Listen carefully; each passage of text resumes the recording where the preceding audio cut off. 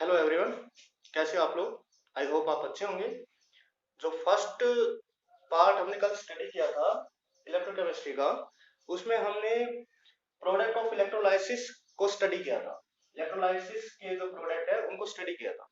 अब हमारे पास क्वेश्चन ये बनता है कि how to quantify the product of electrolysis, कि इसको हम क्वांटिफाई कैसे करेंगे। तो इसके लिए 1833 में माइकल फैराडे ने दो लॉ दिए थे।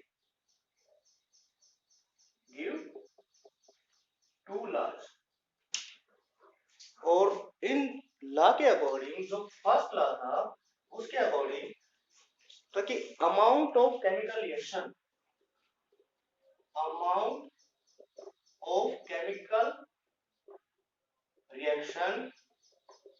और amount of substance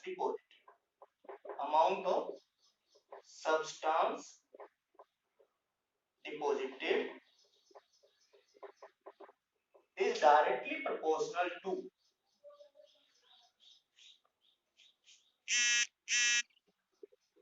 current passing, कितना करंट हम इसको प्रोवाइड कर रहे हैं। तो ये अमाउंट ऑफ सब्सटेंस डिपॉजिटेड को हम W से रिप्रेजेंट कर लेते हैं, directly proportional to Q।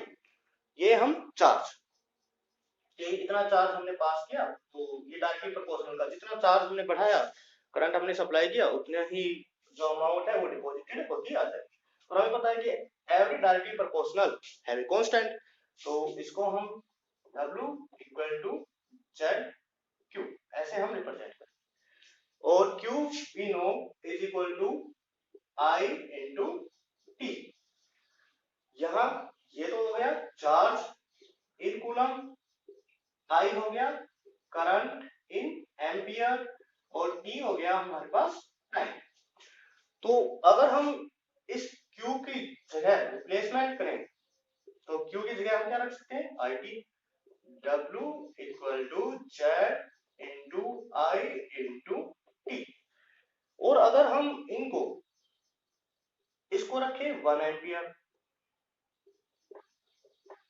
Current is 1 ampere, और टाइम को रखें 1 सेकेंड, तो हमारे पास रिलेशन क्या बचेगा कि W इक्वल टू Z, हमारे पास ये रिलेशन बच जाएगा।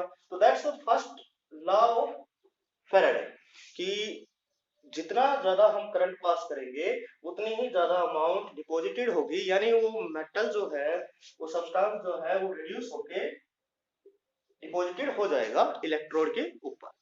जो नेक्स्ट लॉ है इसका, वो ये कहता है कि जो अमाउंट ऑफ सब्सटेंस डिपॉजिटेड जो होगी वो किस पे डिपेंड करेगी। पहली कंडीशन, यहाँ पे करंट को फिक्स कर दिया जाएगा, करंट इज फिक्स्ड, करंट को फिक्स कर दिया गया है। तो अब अमाउंट ऑफ सब्सटेंस डिपॉजिटेड होगी वो क्या आएगी, that will be equal to equivalent weight of the substance.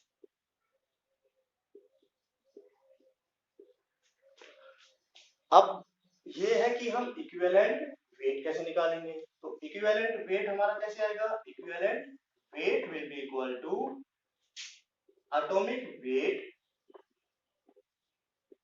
Of substance upon number of electron required to reduce it. For example हमने यहाँ पे लिखा Cu2 पॉजिटिव, इसको रिड्यूस करना है हमने तो 2 इलेक्ट्रॉन की जरूरत पड़ेगी, किसमें कन्वर्ट हो गया C। अब इस लॉ के अकॉर्डिंग हम इसको देखते हैं कि क्या है। तो इक्विवेलेंट वेट के इक्वल होगा, और इक्विवेलेंट वेट कैसे निकलेगा, हम atomic weight of the substance, ये एटॉमिक वेट इसका इट्स 63.5, और नंबर ऑफ इलेक्ट्रॉन कितने रिक्वायर्ड है इसको रिड्यूस करने के लिए, देयर आर 2 इलेक्ट्रॉन, तो that will B equivalent weight. तो यहाँ पे दो लॉ प्रपोज किए गए माइकल फैराडे के थ्रू, जिनसे हम क्वांटिफाई कर रहे हैं कि हमारे पास किस अमाउंट में सब्सटेंस डिपॉजिट होगा और हम कितना करंट उसके अंदर से पास करेंगे तब। अब इसके न्यूमेरिकल है, उससे पहले हम ये चलते हैं कि 1F या ये वैल्यू ये कैसे पुट करता है। मान लो X आपके पास कोई सब्सटेंस है, X एन पॉजिटिव, इसको रिड्यूस करने के लिए हमें n इलेक्ट्रॉन्स की जरूरत पड़ेगी। तो ये हमारे पास X में रिड्यूस हो गया, तो हम ये कहेंगे कि n electrons are required to reduce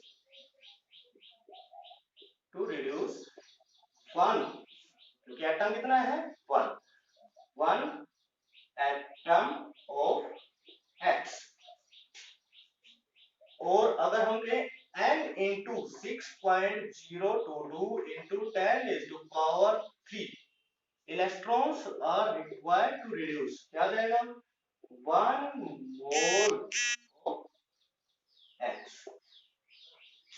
1 मोल हो जाएगा, क्योंकि हमें पता है कि ये वैल्यू रिप्रेजेंट करती है 1 मोल को, कि अगर इतने इलेक्ट्रॉन होंगे तो इधर भी 1 मोल में ये कन्वर्ट हो जाएगा।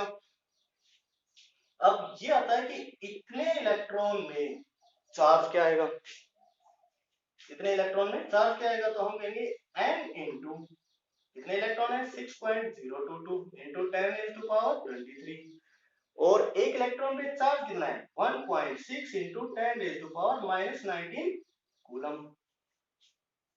तो जब हम इसको सोल्व करते हैं ये वैल्यू आती है आपकी 96487 कूलम, और जिसको हम अप्रोक्स में ले लेते हैं कि 96500 कूलम, और ये वैल्यू रिप्रेजेंट की जाएगी 1F के थ्रू, यानी इसको हम F के इक्वल रखते हैं, यानी हम इसको क्या लिखेंगे NF।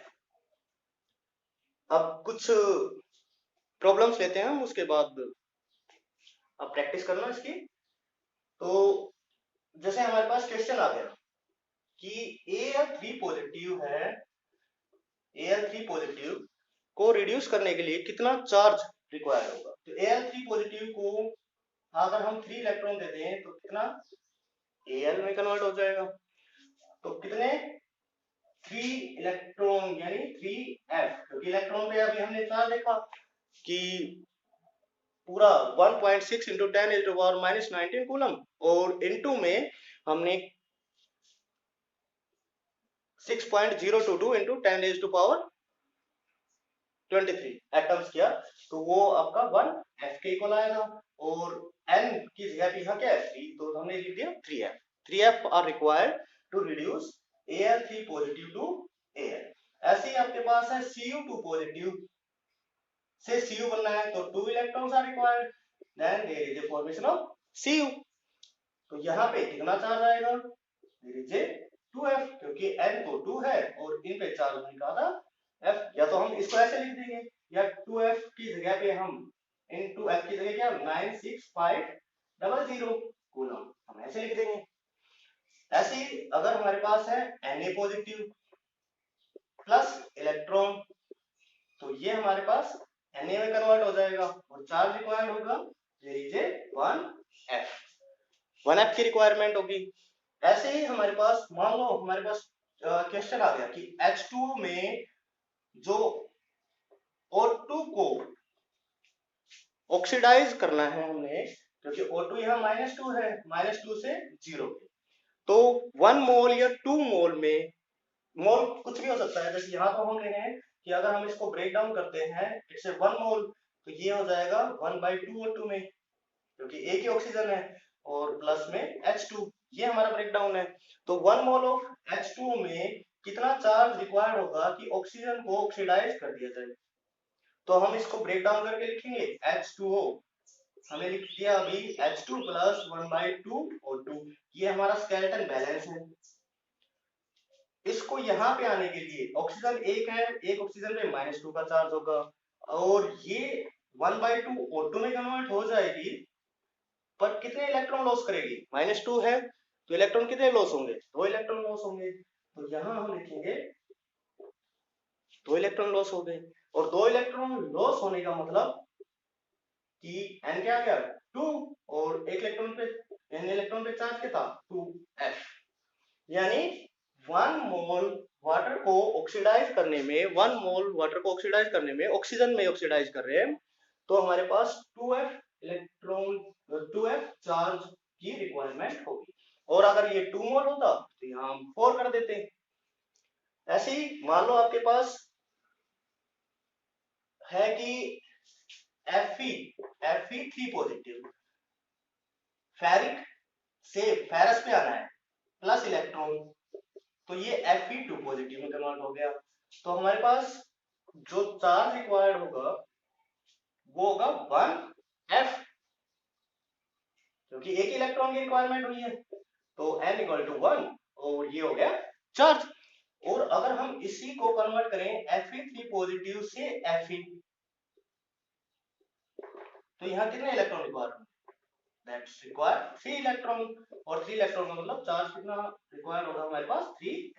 या तो हम इनको F में लिखेंगे, या मैंने आपको ऑलरेडी बताया कि हम 3 into 96500 कॉलम्स में इसको रिप्रेजेंट करें।